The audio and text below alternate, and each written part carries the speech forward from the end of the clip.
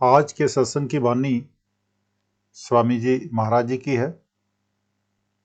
सत्संग के वचन, जोत निहारे देखे तारा, बंक नाल का खोला द्वारा। कहते हैं कि अब जोत प्रकट हो गई।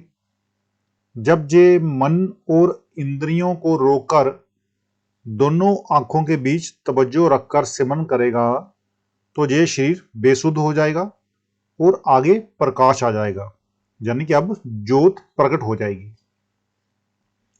फिर सूरज चंद्रमा पार करके आगे तुरिया पद आएगा। जब सहंस दल कंबल यानी तुरिया पद पार कर जाए तो यकीन आ जाता है हम सबके अंदर अमृत बरस रहा है। जब जे अमृत पीता है तो मन स्थिर हो जाता है। यही दवा ऋषि मुनियों ने खाई, यही अन्य महात्माओं ने खाई। जितने संत आए यही दवा देते रहे। जब तक मन इसकी लज्जत नहीं लेता, इसको वह मालिक नहीं मिलता। जब ये अंदर गया, अमृत पिया, तो मन काबू में आ गया। जब मन और इंद्रियां काबू में आ जाते हैं तो ये अमृत पीता है। तो फिर जो रूह होती है वो मन से आजाद हो जाती है, यानी कि रूह आजाद हो जाती है। जब तुरिया पद से आजादी मिल गई तो ब्रह्मा में आते हैं। आंखों तक अनेक तरीके या साधन हैं, लेकिन आसान से आसान तरीका जिक्र का है। जिक्र का मतलब सबसे आसान तरीका कौन सा है? सिमरन का है, जिसको हम जिक्र भी कहते हैं। शरीर सो जाएगा, अंदर रास्ता खुल जाएगा। वह आल में बका है, जे आल में फना है। जिस वक्त ये अंदर जाएगा, आगे तारा आएगा, फिर सूरज और चांद आएंगे। हजरत इब्राहिम साहब कहते हैं कि मैंने तारे को देखा है। गुरु नानक साहब कहते हैं, तारा चढ़िया लंबा क्यों नदर निहालिया राम। यही तुलसी साहब भी कहते हैं, गगन द्वार दिसे एक तारा। जब इससे आगे जाओगे तो आगे जोत आएगी। जब रूह आंखों के चक्कर के पीछे हटी तो अंदर रोशनी होगी, यानी तारा मंडल आ गया। चमकीला शुक्र तारा प्रकट हो गया।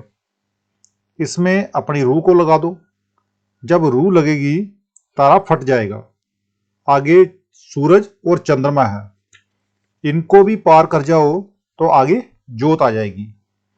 ये सच्चा ठाकुर द्वारा और सच्ची मस्जिद है। इसे सहंस दल कंबल और मकामे अल्लाह भी कहते हैं। जवान इस जोत की तारीफ नहीं कर सकती, क्योंकि ऐसे कोई लफ्ज ही नहीं है, ऐसा कोई शब्द ही नहीं है कि जो हम इसकी तारीफ कर सके। इसकी 1000 बत्तियां हैं। असंख्य ऋषि मुनि इसके आशिक हुए बैठे हैं। वे आगे नहीं जा सकते। जिज्ञासु को चाहिए कि कुछ दिन उसका ध्यान करें। बंकनाल कहते हैं टेढ़ी सुरंग को। इसमें से निकलकर तुरिया पद को जाना है। आगे ब्रह्मा का देश है, जो मुक्ति का दरवाजा है। जिस दरवाजे से निकलकर मुक्ति मिलती है वह बाल के 10वें हिस्से के बराबर है, और मन हाथी है। पार करे तो कैसे करे? गुरु नानक साहब का कथन है, राह खुदाई बिहावला बालू 10वें बाई, हाथी जाई ना सकनी होमे रख अड़ाई। अब यही कबीर साहब भी कहते हैं, कबीर मुक्ति द्वारा संकुरा राई दसें बाए, मन ताऊ मैगल होए रहियो निकसो क्योंकि जाए। अब गुरु अमरदास जी भी कहते हैं, खनियो तीखी बाल हो निक्की इत मार्ग जाना। ब्रह्मा मकामे अल्लाहू है और सुन मकामे हु है। खाली यहां पर लफ्जों का फर्क है। उन मुसलमान फकीरों ने अपनी भाषा में नाम रखे हैं और हमने अपनी भाषा में रख लिए। संग कहते हैं संख सुना और दुन ओंकारा, शब्द गुरु का गाट निहारा। अब शंख की आवाज और ओंकार धुन सुनाई देने लगी।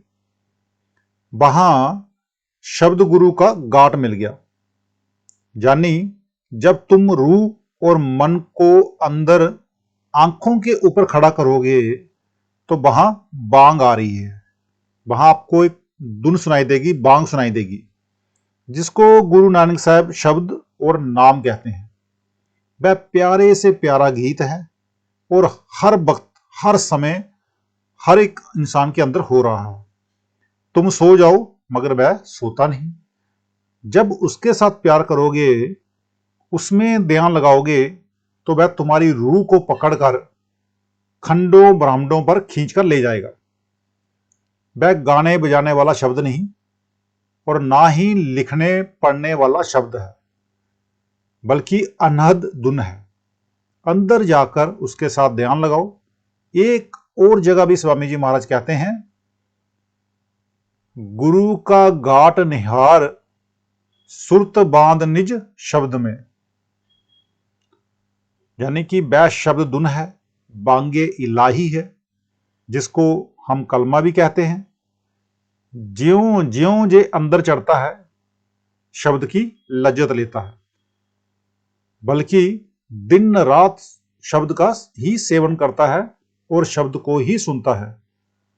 त्यों त्यों इसका अनुभव खुलता जाता है और ये मालिक के नजदीक होता जाता है। अब कहते हैं आगे, छोड़ा मन अब चेती सूरत, त्रिकुटी चढ़ निरखी गुरमूरत। मन को जीत लो तो सारा ब्रह्मांड तुम्हारे अधीन हो जाएगा, सुरत आजाद हो जाएगी। अगर हमारी रूह पिंड को छोड़कर ब्राह्मण पर नहीं गई तो मनुष्य जन्म बर्बाद हो गया। तो मनुष्य जन्म में आकर हमने अपना जन्म जो है उसको बर्बाद कर दिया। हम आंखों के बाहर ही बैठे रहे। जब सुरत अंदर 10वीं गली में चढ़ी तो तारे, सूरज, चंद्रमा को पार करने पर आगे सतगुरु का स्वरूप आ गया। उसमें ध्यान लगाना है। आगे सुरत सहस दल कंबल में पहुंच गई। मजहबे इस्लाम के फकीर उसको मकामे अल्लाह कहते हैं। वह 1000 बत्ती की जोत है। सहस्र का अर्थ है हजार। वह इस किस्म का कमल है कि जिसकी 1000 पंखुड़ियां हैं। वहां इतनी रोशनी है कि पहुंची हुई रूह ही उसे देख सकती है। जब अभ्यासी सहस दल कंबल को पूरे तौर पर पार कर लेता है तो जो उसकी धुन त्रिकुटी से उठ रही है वह उसे खींचती है। सहस दल कंबल के ऊपर और त्रिकुटी से नीचे एक बारीक से बारीक रास्ता है, जिसको क्या कहते हैं? जिसको बंक नाल कहते हैं। बंक कहते हैं टेढ़े को और नाल कहते हैं रास्ते को। ये एक टेढ़ी राह है जिसमें पहले सीधा जाना पड़ता है, फिर नीचे उतरना पड़ता है, फिर ऊपर चढ़ना है और फिर आगे सीधा जाना पड़ता है। यही स्वामी जी महाराज फरमा रहे हैं कि बंक में से होकर त्रिकुटी देश में जाना है। मुसलमान फकीर इसको अल्लाहू कहते हैं, हम त्रिकुटी कहते हैं। जहां 4 दल का कमल है और इसका स्वामी ओम है। जिस समय रूह त्रिकुटी में गई, बादल की घनघोर गर्ज सुनाई दी, बिजली की चमक जैसा प्रकाश देखा, काम क्रोध वगैरह का वहां पर नाश हो गया और इनकी जगह क्या आ गया? गुरु का प्रेम आ गया और गुरु का प्यार आ गया। तो इस तरह से हम जो है गुरु का प्रेम जो है वो प्राप्त कर सकते हैं। तो आज का सत्संग इतना ही। मिलते हैं कल के सत्संग में। राधा स्वामी जी।